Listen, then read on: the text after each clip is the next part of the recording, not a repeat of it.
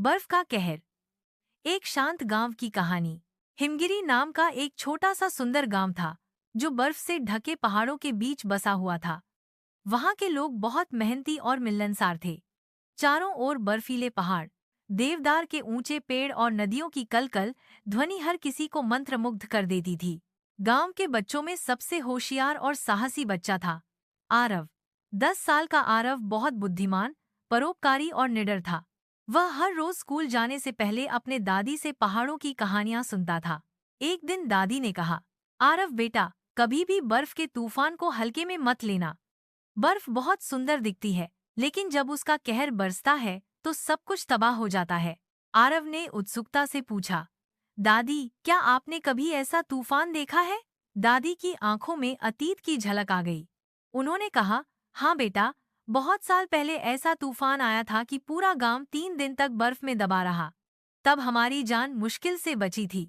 आरव को लगा कि दादी सिर्फ डराने के लिए कहानी सुना रही हैं, लेकिन उसे क्या पता था कि बहुत जल्द उसे खुद उस बर्फ के कहर का सामना करना पड़ेगा। जनवरी का महीना था। चारों तरफ बर्फ की चादर बिछी हुई थी। लोग अपने घरों में लकड़ी के हीटर जलाकर गर्म रहते थे।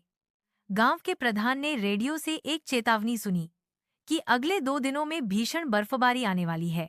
उन्होंने गांव के लोगों को एकत्र कर कहा, हमें खाने पीने का सामान इकट्ठा कर लेना चाहिए। तूफान बहुत बड़ा होगा। लेकिन कुछ लोगों ने इसे मजाक समझा। उन्होंने कहा, हर साल यही कहते हो प्रधान जी, लेकिन कुछ नहीं होता। आरव के पापा ने भी प्रधान की बात मानी और जल्दी से राशन, दवाइयां और गर्म कपड़े इकट्ठा कर लिए। जैसे ही अगले दिन सुबह हुई, आसमान काले बादलों से घिर गया। दोपहर होते होते बर्फ गिरनी शुरू हो गई। पहले हल्की, फिर तेज, और फिर तो जैसे आसमान से सफेद आग गिर रही हो। हवा इतनी तेज थी कि खिड़कियां हिलने लगीं। आरव अपने घर की खिड़की से बाहर देख रहा था। उसे बर्फबारी सुंदर लग रही थी, लेकिन दादी की आंखों में डर साफ झलक रहा था। रात होते होते गांव की बिजली चली गई। तापमान शून्य से नीचे गिर गया। मोबाइल नेटवर्क भी बंद हो गया। पूरा गांव जैसे सफेद कब्रिस्तान में बदल गया। दूसरे दिन सुबह जब लोग जागे तो घरों के दरवाजे बर्फ में दब चुके थे। कई लोगों के घरों की छतें टूट गई थीं। बच्चे रो रहे थे, बूढ़े कांप रहे थे। आरव ने देखा कि उसके पड़ोस में रहने वाली बूढ़ी अम्मा अकेली हैं और उनका घर पूरी तरह बर्फ से घिर चुका है। उसने अपने पापा से कहा, पापा, हमें अम्मा की मदद करनी चाहिए।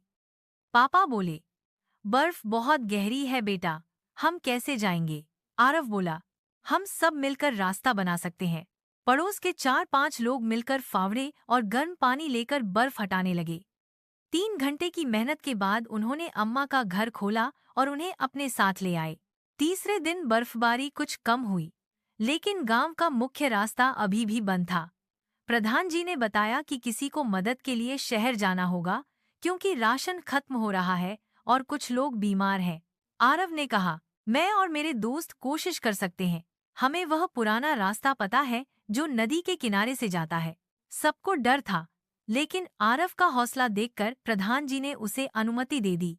आरव के साथ उसके 2 दोस्त कबीर और नील तैयार हो गए। उन्होंने गर्म कपड़े पहने, खाना पानी और एक छोटा वायरलेस रेडियो लिया और निकल पड़े। तीनों बच्चों का सफर बहुत कठिन था। रास्ता पूरी तरह बर्फ में दबा था। कभी उन्हें फिसलन से बचना पड़ता, तो कभी झाड़ियों के बीच से रास्ता बनाना पड़ता। अचानक एक जगह बर्फ की परत फट गई और कबीर नीचे गिरने लगा। आरव ने तुरंत अपनी बेल्ट निकाली और उसे पकड़ लिया। नील ने भी मदद की और किसी तरह कबीर को ऊपर खींच लिया। आरव बोला, हम एक दूसरे का साथ नहीं छोड़ेंगे, चाहे कुछ भी हो जाए। आखिरकार 5 घंटे की मेहनत के बाद वे शहर के पुलिस चौकी तक पहुंच गए और सारी जानकारी दी। पुलिस और रेस्क्यू टीमों ने हेलीकॉप्टर और बर्फ से चलने वाली गाड़ियां भेजी। एक दिन में ही गांव तक राहत पहुंच गई। दवाइयां, खाना, हीटर, सब कुछ पहुंचाया गया। गांव वालों ने चैन की सांस ली। प्रधान जी ने आरव और उसके दोस्तों की खूब तारीफ की और कहा, अगर ये बच्चे हिम्मत न दिखाते तो हमें बहुत नुकसान होता। जब तूफान थमा तो गांव के स्कूल में एक सभा रखी गई। वहां आरव को हिमगिरी का हीरो नाम दिया गया। लेकिन आरव ने कहा, मैं कोई हीरो नहीं, मैंने वही किया जो सही था।